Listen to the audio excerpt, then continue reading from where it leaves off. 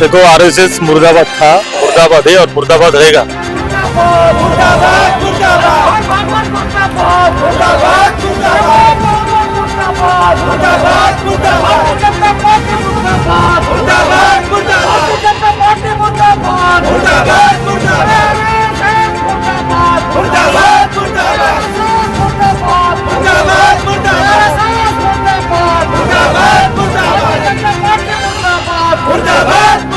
अभी सरकार जो बीजेपी की है, उनके जो काम करने के जो तरीके चल रहे हैं वो संविधान के खिलाफ चल रहे हैं।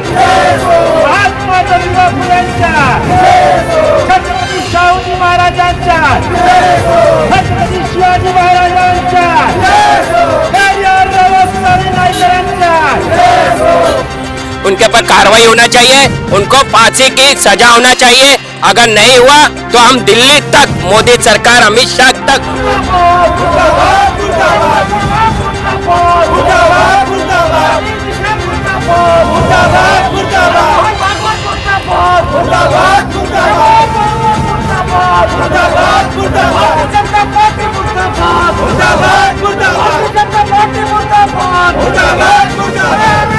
जब से बीजेपी सरकार आई है तब से हमारे बाबा साहब के, हमारे महापुरुषों को बार बार अपमानित किया जा रहा है।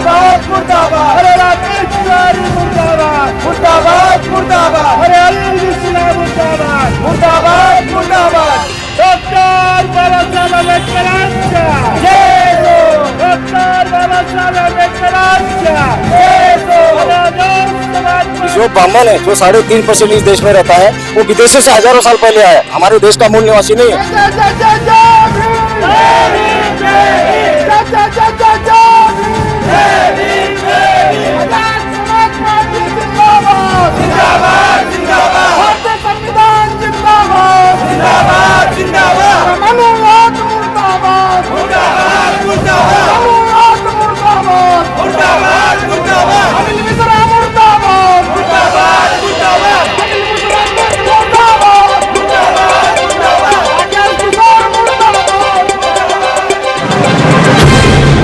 और आप देख रहे हैं न्यूज़ NSO इंडिया।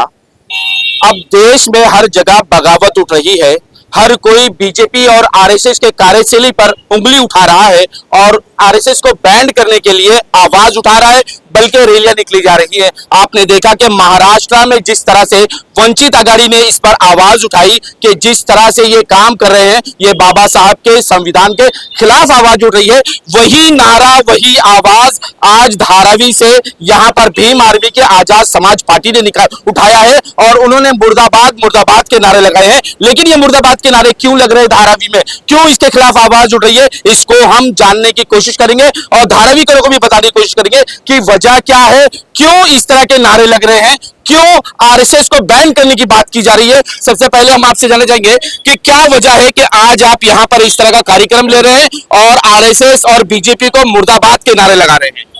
देखो आरएसएस मुर्दाबाद था, मुर्दाबाद है और मुर्दाबाद रहेगा। और ये हमारी घोषणा ही पहले से चल रही है, नारा ही पहले से चल रहा है देश के अंदर। ये पुराना नारा है, जब देश स्वतंत्र हुआ था तब भी तिरंगा को इन्होंने माना नहीं। बाबा साहब ने संविधान बनाने के बाद संविधान को भी इन्होंने विरोध किया।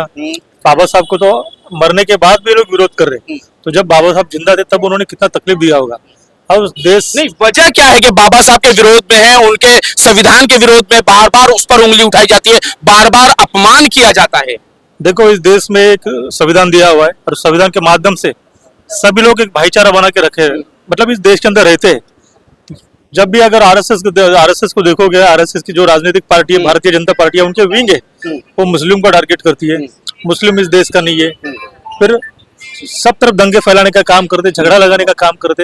यानी जहाँ पर लोग सही से रह रहे, वहां पर वो सही से नहीं रहना चाहिए और उनके जो हक और अधिकार है वो छीनने का भी काम करते। कहा जा रहा है कि बार बार जो है अपमान किया जा रहा है, कभी जूता फेंका जाता है, कभी बुरा कहा जाता है, तो ऐसे में क्यों नहीं कानून बनाया जाता है कि जो भी किसी के महापुरुष का अगर अपमान करे तो उसे सजा मिल जाए? क्यों नहीं ये पारित किया जाता, क्यों नहीं ये कानून बनाया जाता? देखिए अभी सरकार जो बीजेपी की है, उनके जो काम करने के जो तरीके चल रहे हैं वो संविधान के खिलाफ चल रहे हैं। वो संविधान के हर एक काम को तार तार करने की कोशिश कर रहे हैं और हिंदू और मुसलमान को अलग करने की पूरी कोशिश करी। जैसे कि अपने अनिल मिश्रा साहब संविधान का संविधान के पालन के जरिए जिंदगी गुजारी और यहाँ पर एक बड़ा मुकाम हासिल किया। संवैधानिक पद पर रहकर उन्होंने संविधान का उल्लंघन किया, बाबा साहेब अम्बेडकर का अपमान किया, उनके लिए अपमानजनक शब्दों का इस्तेमाल किया, जबकि नहीं करना चाहिए था। वो अभी यहाँ पर उनकी जानकारी, अब वो इस तरीके से पता नहीं किस पन्ने के किस किताब के पन्ने पे वो लिखा हुआ था, जिस तरीके से वो इसका उपचार कर रहे हैं कि डॉक्टर B.R. अम्बेडकर ने नहीं लिखा बल्कि डॉक्टर B.N. अम्बेडकर, ये कौन सा नाम उन्होंने नया पैदा कर दिया।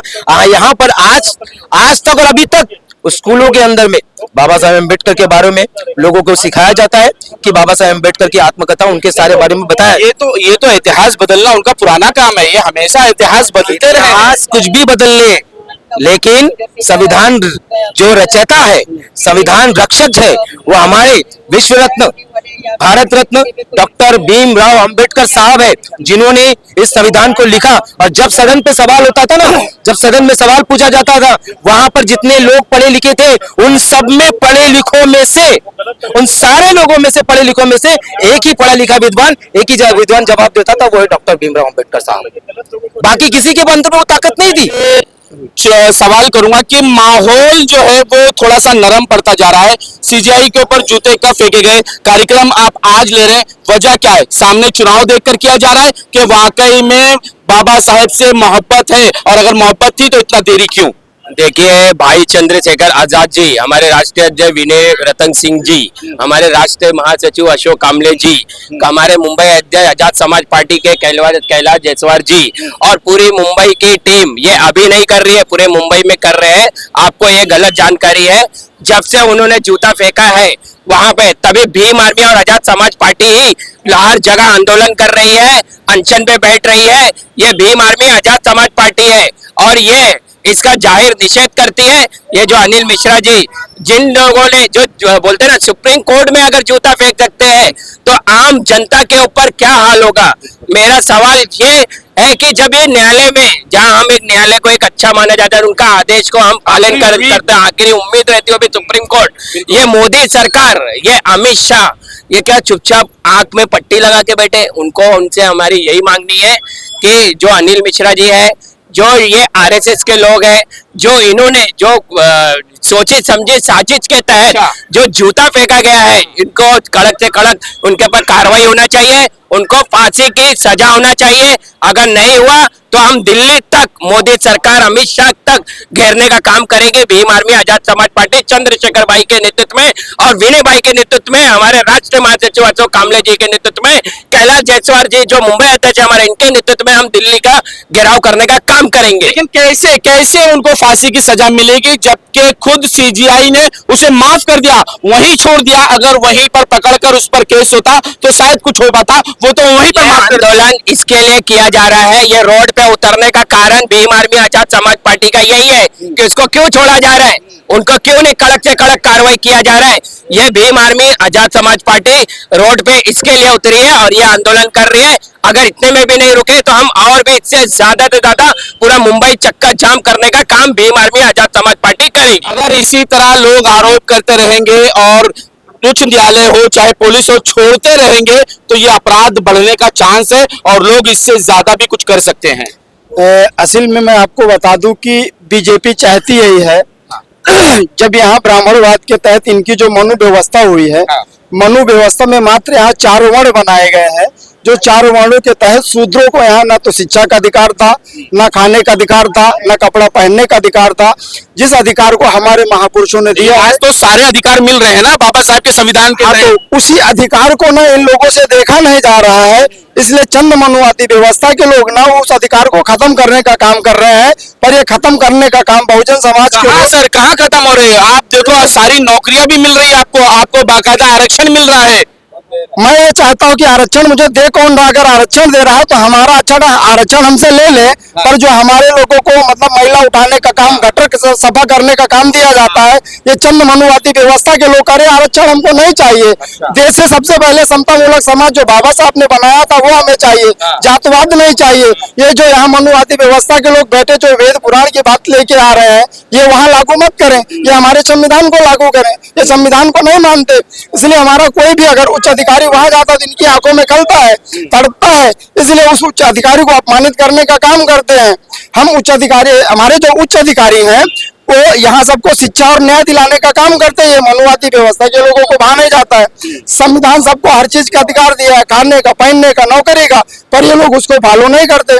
जब से बीजेपी सरकार आई है तब से हमारे बाबा साहब के, हमारे महापुरुषों को बार बार अपमानित किया जा रहा है। उम्मीद थी लोगों की कि न्यायपालिका में सुप्रीम कोर्ट, उच्च न्यायालय सबसे ज्यादा महत्वपूर्ण है। हर एक की नजर उस पर रहती है, निगाह उस पर रहती है कि वहां से हमें इंसाफ मिलेगा। लेकिन उसी सुप्रीम कोर्ट में, उसी न्यायालय में जब एक न्यायाधीश पर जूते फेंके जाते हैं सिर्फ इसलिए कि उसको न्याय बराबर नहीं मिला, उसे लगता है कि मेरी बातों को नहीं सुना गया है, तो क्या कौन सुरक्षित रहेगा? क्या न्यायालय के साथ साथ उच्च न्यायालय का जो न्यायाधीश होगा वो भी सुरक्षित नहीं है? या एक नियम बना लिया गया है कि जितने भी बाबा साहब के अनुयायी हैं उनके साथ अत्याचार, चाहे न्यायालय हो चाहे जमीन हो, वहां होता रहेगा? सबसे पहले तो आपको बता दूं कि जो जूता का हमला हुआ सीजाई के ऊपर, वो व्यक्ति दलित समाज के थे, इसलिए मनुवाद ने हमला किया। अगर वो दलित समाज का अगर नहीं होता था, ये आरोप है आपका? बिल्कुल आरोप है, बिल्कुल आरोप है।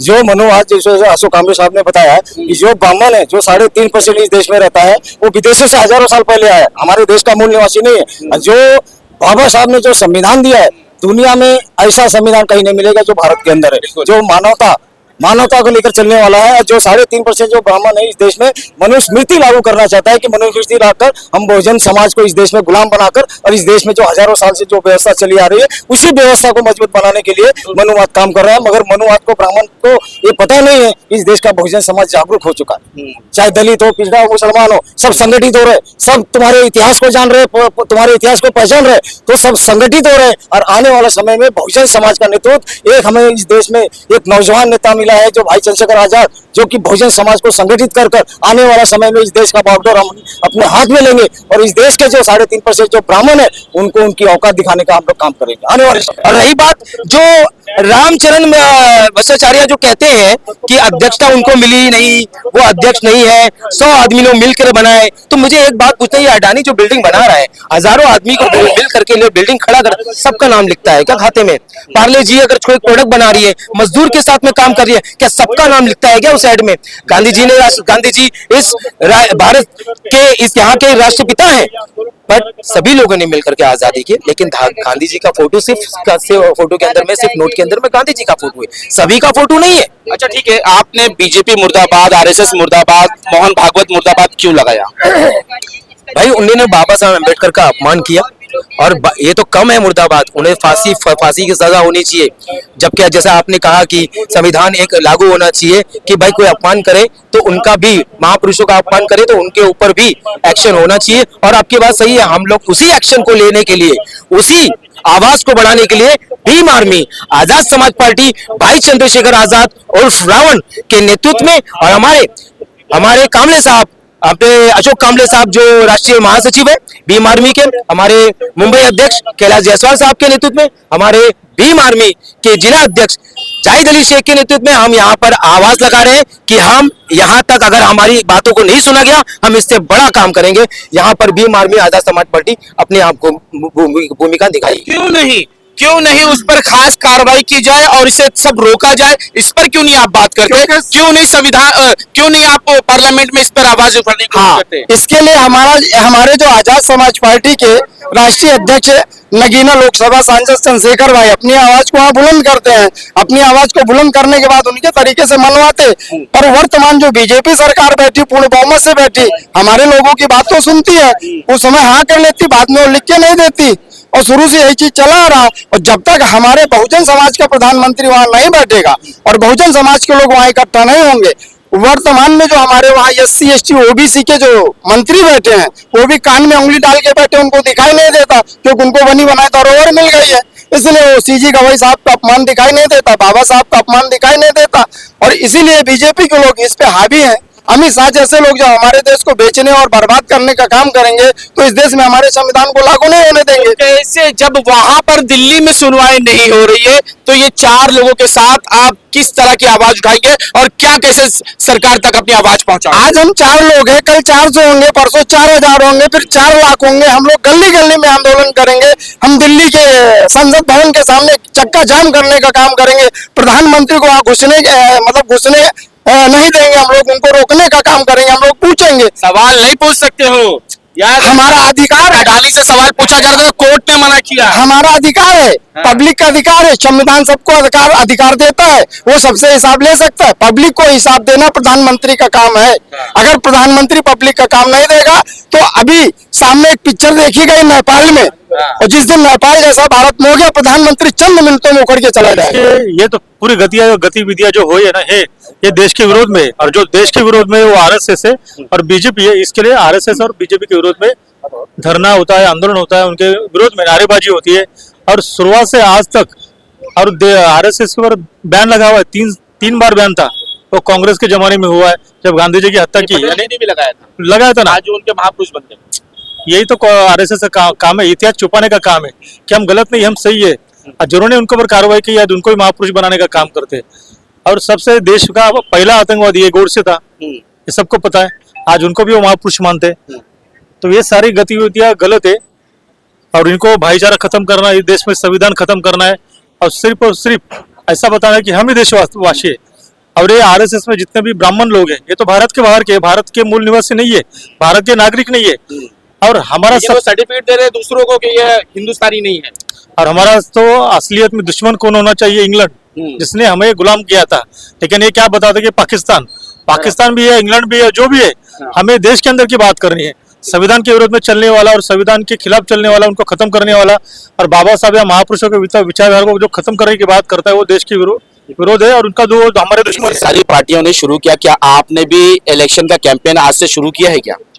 जी हाँ, इलेक्शन कैंपेन करने के लिए आदिल अंसारी और जाहिद अली और हमारे सभी कार्यकर्ताओं को किसी चीज की जरूरत नहीं है सर, किसी मुद्दे की जरूरत नहीं है। ऐसा देखा जाए तो नजर उठाओगे तो हर एक जगह पे प्रॉब्लम ही प्रॉब्लम है। किस मुद्दे पे बात करें? आजाद समाज पार्टी को करने कार्यकर्ता को कोई भी मुद्दे की जरूरत नहीं है। आप बोलो अभी सैकड़ों मुद्दे हैं, उसके लिए कोई ऐसे जरूरी नहीं है कि हम उसका मुद्दा बना के बैठे। अभी तक अनाउंसमेंट नहीं हुआ है बीएमसी से। 29 तारीख 30 तारीख को अनाउंसमेंट होगा, तभी जाकर के हम यहाँ पर बात कर सकते हैं। ये उसके लिए जरूरी नहीं है। तो अब आगे बीएमआरपी क्या करेगी, आजाद समाज पार्टी क्या करेगी? आगे बीएमआरपी और आजाद समाज पार्टी इस कार्य को लेकर के आगे जाएगी। अगर इसकी सुनवाई नहीं होगी तो इससे बड़ा कार्य होगा, रोड पे उतरने का काम होगा इंशाल्लाह। तो दिल्ली में भी आवाज आप सब जरूर जाएंगे दिल्ली के अंदर में। जिस तरह से आपने देखा कि वंचित अघाड़ी ने अपना एक कार्यक्रम लिया संभाजी नगर में, वहां पर बड़ा मोर्चा निकाला, उसी तरह से अब शुरुआत हो गई है मुंबई में और मुंबई के धारावी इलाके में, जहां पर आजाद समाज पार्टी और भीम आर्मी जो है एक साथ हो गई है। और अब वो चाहे चुनावी कैंपेन कह लीजिए या बाबा साहब अम्बेडकर का प्यार कह लीजिए, लेकिन इसको लेकर वो जमीन पर उतर चुके हैं और वो आवाज लगा रहे हैं कि जिस तरह से न्यायाधीश का अपमान हुआ है, जूते फेंके गए, ऐसे आदमी को सजा मिलनी चाहिए और सजाए मौत मिलनी चाहिए, ताकि आने वाले दिनों में लोगों को यह एहसास हो कि अगर हम उच्च न्यायालय पर किसी तरह की गलत हरकत करते हैं तो उसका अंजाम बुरा होता है। ये सोचकर लोग आगे इस तरह की हरकत ना करें। आज तक के लिए इतना ही। देश विदेशी खबरों के लिए देखते रहें न्यूज़ NS इंडिया।